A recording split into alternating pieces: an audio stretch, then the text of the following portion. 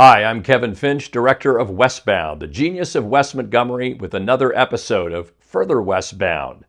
We're going down the trail with Lee Ritenour, who actually created an album called Westbound to salute his hero, Wes Montgomery.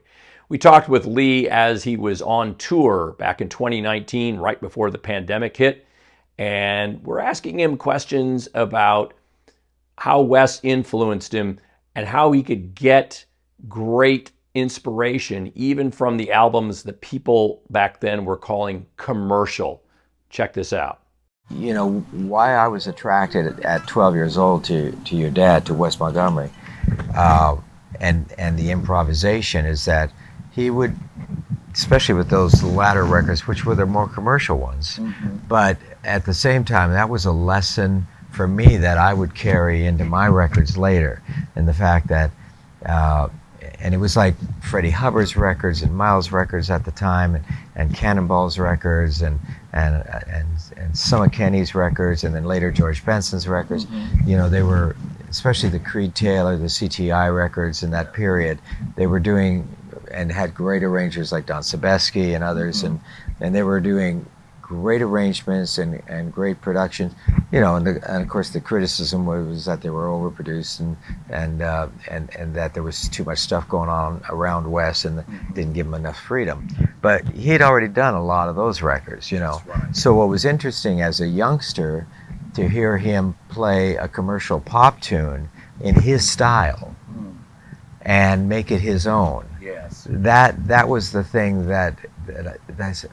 So wait a minute, he's playing this funny little tune called Windy, and how is it so cool now? Exactly. Because I didn't like the tune before that. You know? Right. You know, it's funny that you say that because there's nothing he plays I don't like, but I really liked the later years. You know, when Sebesky and Creed were with him, because he knew exactly who he was. Yes. He knew his instrument. He was a leader then. Yes. And all you had to do was ask him, and he could do it. Right. In his own version, just like you said. That's right. And one of my favorite, it is my favorite, though I like them all, is A Day in a Life. Oh, absolutely. He kills that. Does he kill that? He totally kills goodness. That. Yeah. Every time I hear it, I just shake. You know, because I'm like, oh, man. No, and that was the impression I had, is exactly that impression, and he would make that. Most of the time those kind of tunes were vocal tunes, and he would instrumentally make them come just as alive. And so he was so soulful on the guitar, and he had a way of phrasing, and a way of, and of course it took 2 seconds to hear that it was Wes. That's right. You know, so that was another thing that stuck with me, and that I, to this day, when I'm doing master classes with young students and at the universities and wherever I am, is that I say, try to get your own identity, work on your own identity, because your own sound and your own approach to music, because there's even a million more guitar players and on every instrument out there today, because now it's all over the world. Because of the internet now it's like you can be in Serbia or, you know, or anywhere in the world, you know, and there's just great musicians all over the place, and so you're competing. You know, it used to be I was watching the guys in LA and in New York. That was my competition, and maybe a little bit in England, you know, and now it's like wherever you go, man, everywhere you go, man, somebody's burning, you know, but a lot of people tend to sound the same, you know, or do not have their own style, you know. And your dad had this, obviously, the style, and the octaves were just, you know, just part of the sound, you know, and his approach, rhythmically, and the way he phrased, and the way he would take a melody and add to it. And then when he started to improvise, even as a young teenager, I was so impressed that his improvisations were stronger than the melody. Which not even a lot of the jazz greats can do that. You know, Bill Evans. Yeah, exactly. You know, Bill Evans could do it. Miles could do it. You know, I mean, Coltrane. You know, this is not a lot.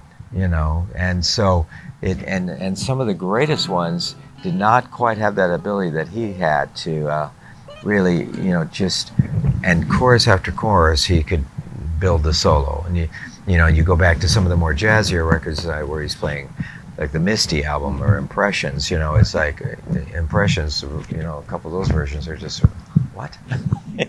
He didn't know, he just had this great ear. He had an incredible ear, which is the case with most musicians that do not read. Because when you do read, and I'm a reader, you know, and of course I always teach, again, when I'm doing master classes, is to use all parts of the thing. It starts with the heart and the ears, but you know, the eyes, and so reading and music theory and learning about music is all important. But there's proof and proof and proof and proof from B.B. King to Robert Johnson to John Lee Hooker to Hendrix to your dad, to a number of incredible musicians around the world that never read.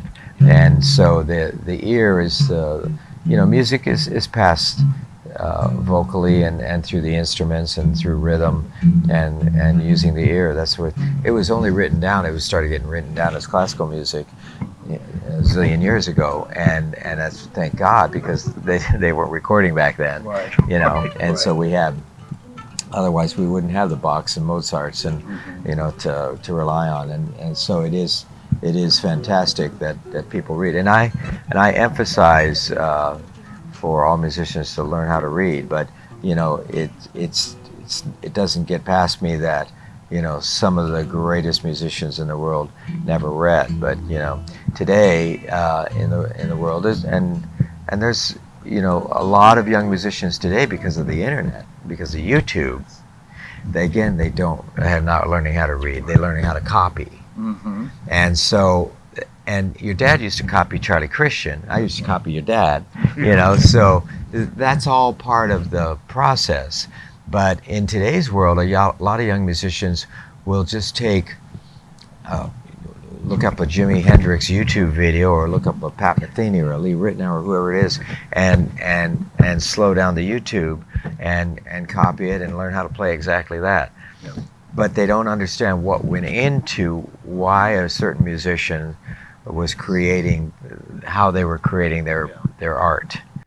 Lee Ritenour, thanks very much. You know, his nickname with the Mamas and Papas, yes, he used to be a studio musician with the Mamas and Papas. His nickname was Captain Fingers.